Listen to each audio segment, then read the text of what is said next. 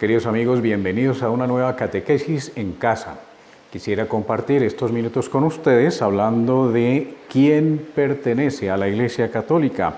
Nos lo dice el Catecismo numeral 836 al 838.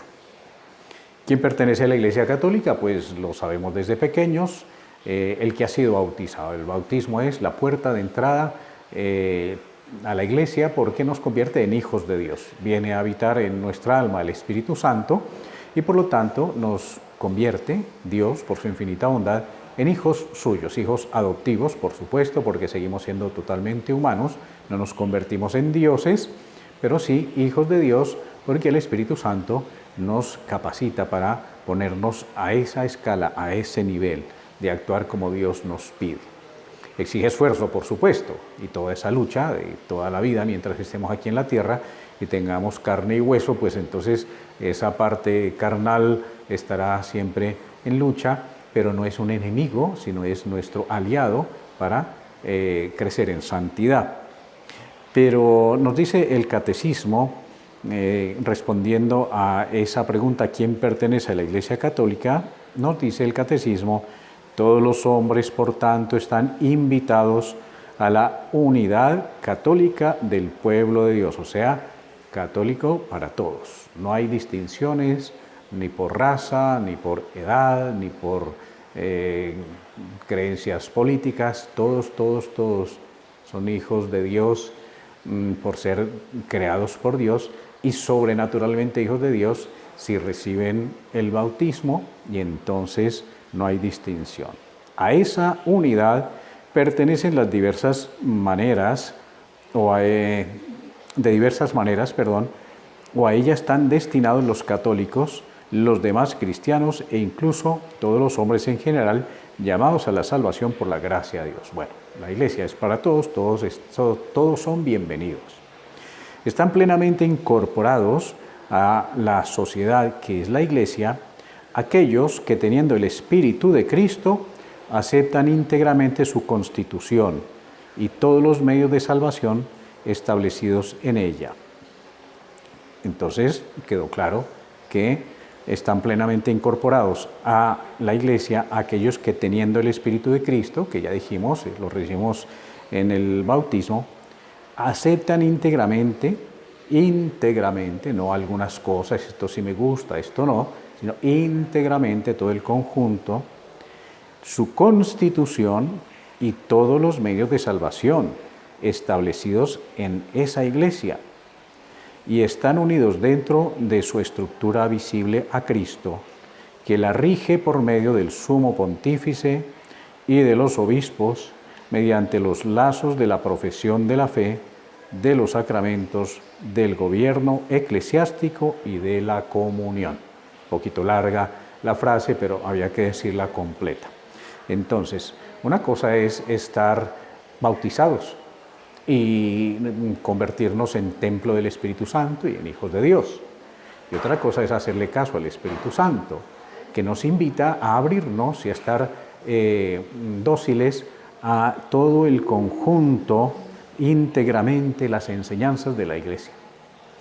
Fíjense ustedes cómo, si se pone a ver con cuidado, en atención, qué ha pasado a lo largo de la historia, de estos 2000 años de historia de la Iglesia, los que se han separado de la Iglesia, ¿qué es lo que hacen? Pues entonces le quitan una parte al credo, ¿no? Entonces, bueno, el gran cisma de Oriente, entonces dicen, no, el obispo de Constantinopla es obispo de una ciudad que es más importante que Roma, entonces no le obedezcamos al obispo de Roma, sino al de Constantinopla, y surge la división de los ortodoxos. Y luego, en el año 1500, entonces surge el protestantismo y entonces dice, pues no aceptamos el Papa, y después no aceptamos los sacramentos, después no aceptamos esto, después no aceptamos unas frases del Evangelio, después no aceptamos, van quitando partes. Y eso es lo que crea la división.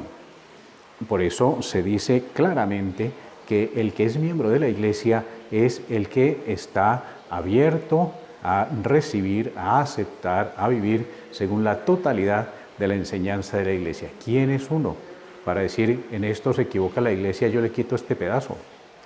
esto no me gusta a mí, entonces no lo acepto. Estoy de acuerdo con 8 mandamientos, pero con 2 no. Entonces, eso no es ser católico. Católico significa universal, pero no solo universal, porque esté la Iglesia disponible, abierta para todas las personas, todo ser humano, sino que también el que recibe y el que quiere vivir como católico acepta la universalidad, la totalidad de las enseñanzas de la Iglesia. Y entonces también lo dice, la universalidad de su constitución, o sea, de su orden, de su organización, de su orden, y todos los medios de salvación, o sea, todos los sacramentos, ¿no? En cierta época histórica, por ejemplo, el papá de San Agustín, el papá de San Agustín era un hombre que solamente se bautizó cuando ya estaba a punto de morir, porque había en esa época la idea de que como por el bautismo se salvaba uno y quedaba santificado y se convertía en hijo de Dios, pues entonces, para no arriesgarse, pues entonces pasaba toda la vida y solamente al final se bautizaba y entonces moría recién bautizado y entonces se iba al cielo.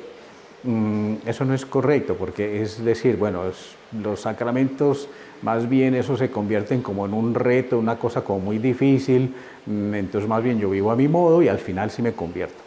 Y uno sin saber cuándo es que se va a morir, cómo se va a arriesgar a recibir los sacramentos al final.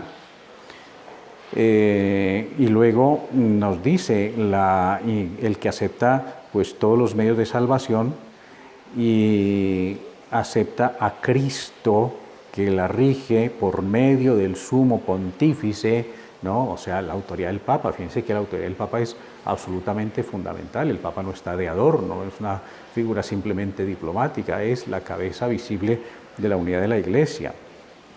Entonces, para ser católico, acepta al sumo pontífice y a los obispos que están en comunión con el Papa mediante los lazos de la profesión de fe, o sea, aceptando totalmente lo que decimos en el credo, de los sacramentos y en el gobierno eclesiástico y de comunión, o sea, tener ese sentido de que por la luz del Espíritu Santo estamos atentos y obedientes y dóciles a lo que la jerarquía, iluminada también por el Espíritu Santo para que haga bien su tarea, pues entonces nos dejamos nosotros guiar por aquellos a quienes el mismo Cristo ha puesto a la cabeza como pastores.